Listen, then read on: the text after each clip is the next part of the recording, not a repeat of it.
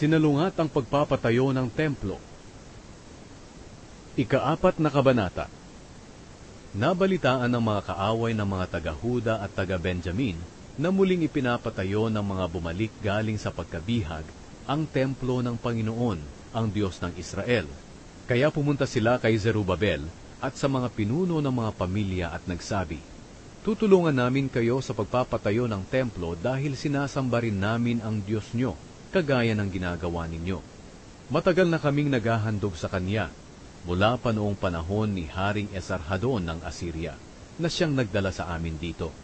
Ngunit ito ang sagot ni Zerubabel, Jeshua, at ng mga pinuno ng mga pamilya. Inutusan kami ni Haring Cyrus ng Persya na muling ipatayo ang templo. Ngunit hindi kayo kasama sa pagpapatayo nito para sa aming Diyos. Kami lang ang magpapatayo nito para sa Panginoon, ang Diyos ng Israel." Kaya pinahina ang loob at tinakot ng mga taong dati nang nakatira sa lupaing iyon, ang mga tao sa Huda, para hindi nila maipagpatuloy ang pagpapagawa nila ng templo. Sinuhulan nila ang mga opisyal ng gobyerno ng Persya para salungatin ang mga plano ng mga tao sa Huda. Patuloy nila itong ginagawa mula ng panahon na si Cyrus ang hari ng Persya hanggang sa panahong si Darius na ang hari ng Persya. Ang pagsalungat sa pagpapatayo ng templo ng panahon ni Haring Artaxerxes. Nang maging hari si Ahasuerus, ang mga kalaban ng mga naninirahan sa Jerusalem at ng iba pang mga nakatira sa Huda ay sumulat ng mga paratang laban sa kanila. At kahit na noong si Artaxerxes na ang hari ng Persya, sumulat din sila sa kanya.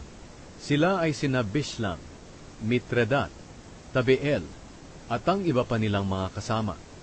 Isinulat nila ito sa wikang Aramiko at isinalin ito sa wika ng mga taga-Persya.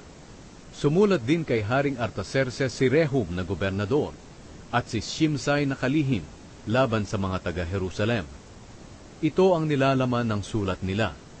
"Mahal na Haring Artaxerxes, una po sa lahat nangungumusta kami sa inyo, kaming mga lingkod nyo rito sa lalawigan ng kanluran ng Euphrates.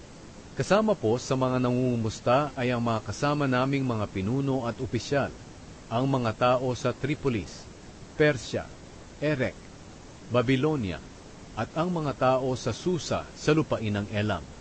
Kinukumusta rin po kayo ng mga taong pinaalis sa kanilang mga lugar ni Osnapar, ang tanyag at makapangyarihan na hari ng Assyria.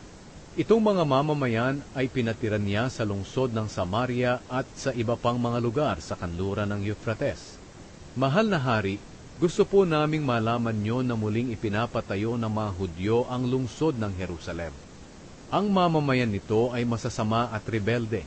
Dumating ang mga ito sa mga lungsod mula sa mga lugar na inyong nasasakupan. Inaayos na nga nila ang mga pader pati na po ang mga pundasyon nito.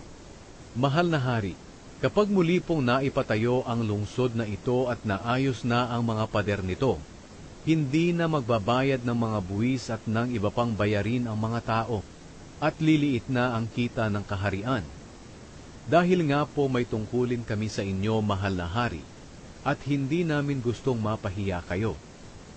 Ipinapaalam namin ito sa inyo para saliksikin po ninyo ang kasulatang itinago ng mga ninuno ninyo.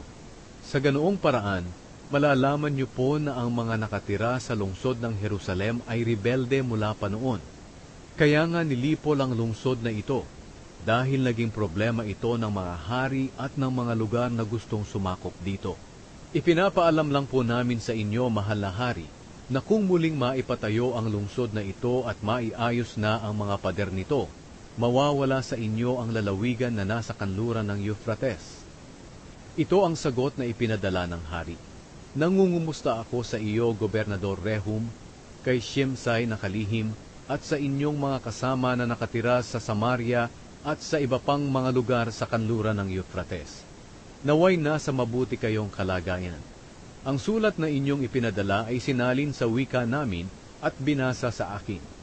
Nag-utos akong saliksikin ang mga kasulatan at napatunayan na ang mga dating naninirahan sa Jerusalem ay kumakalaban nga sa mga hari. Nakasanayan na nga ng lugar na iyan ang pagre-rebelde laban sa gobyerno. Nalaman ko rin sa pamamagitan ng mga kasulatan na ang Jerusalem ay pinamahalaan at pinagbayad ng buwis at ng iba pang bayarin ng mga makapangyarihang hari na namuno sa buong lalawigan sa kanluran ng Euphrates. Ngayon, ipag-utos niyong itigil ng mga taong iyan ang muling pagpapatayo ng lungsod hanggat hindi ko iniuutos. Gawin niyo agad ito para hindi mapahamak ang kaharian ko.